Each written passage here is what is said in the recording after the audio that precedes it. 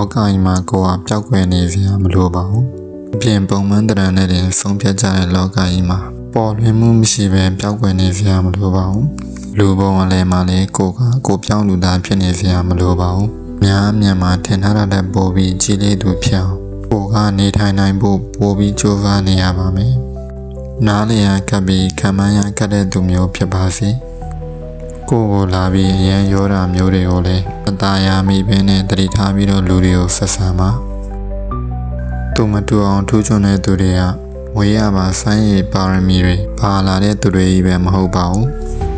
လူတွေရဲ့ခရီးဆိုင်မှုတွေအလေးထားမှုတွေရအောင်လုပ်နိုင်တာကလည်းပညာတတ်ပါပဲ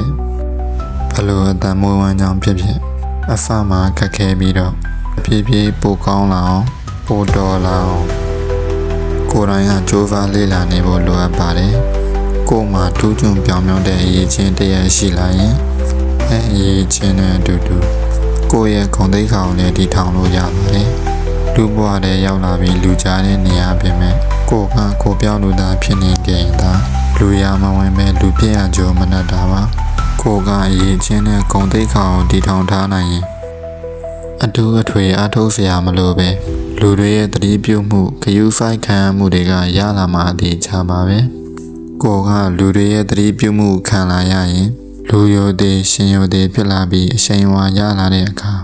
ရထားတဲ့အရှိန်ဝါလေးကိုပျောက်ပြတ်မသွားအောင်ထိန်းတက်ဖို့တော့လိုပါတယ်ကိုကနာမည်လေးလေးရှိလာပြီးအရှိန်ဝါလေးလေးရှိလာပြီးဆိုရင်လူတချို့ဟာကိုယ့်ရဲ့အလုပ်ကိုယ်တော်တေချာမလုပ်တော့ပဲဘဝမေ့သွားတာမျိုးတွေဖြစ်တတ်ကြပါတယ်ဘဝပြတ်တဲ့အထိလည်းအနေထားဖိုးရွာသွားတတ်ပါတယ်ကိုယ့်ရဲ့ရည်ချင်းနဲ့ဖန်တီးမှုအသက်လေးတွေလုပ်နေမှသာကိုယ့်ရဲ့စွမ်းရည်တွေဟာပိုကောင်းလာပြီးကိုယ့်ရဲ့ဂုဏ်သတင်းကလည်းပိုကောင်းလာမှာဖြစ်ပါတယ်လူတွေရဲ့လေးစားမှုကိုလိုချင်တော့ထိုက်တဲ့နဲ့ပေးဆပ်မှုတွေနဲ့တိဆောက်ထားမှခိုင်မာတဲ့အချိန်ဝါရှိနေမှာပါကိုယ့်ရဲ့ဘဝမှာတစ်ခါလောက်အောင်မြင်တာကိုတဘဝလို့မမှတ်ပါနဲ့အောင်မြင်မှုဆိုတာမီးနဲ့ကစားနေရတယ်လို့ပါပဲချိန်မရွေးမီးရတည်သွားနိုင်တယ်လို့မီးဆွဲလောင်ပြီးအခြေပြတ်သွားတတ်ပါတယ်လူတွေမထင်ထားတဲ့အလုပ်မျိုးနဲ့စွမ်းဆောင်ရည်ကိုထုတ်ပြနိုင်အောင်ဒီချင်းတွေကိုအဆက်မပြတ်တိုးတက်နေအောင်လုပ်သွားပါအဆင့်နဲ့မကြောပါနဲ့တစ်ဆင့်ချင်းစီသွားပါအလုပ်လည်းမပြတ်ပါစေနဲ့စိတ်ရှိခြင်းဟာအောင်မြင်မှုရဲ့လှုပ်ဝက်ချက်ဖြစ်ပါတယ်တတိကြီးခြင်းဟာကိုယ်ဘဝကြော်ကြမှုရဲ့တောကျဖြစ်ပါတယ်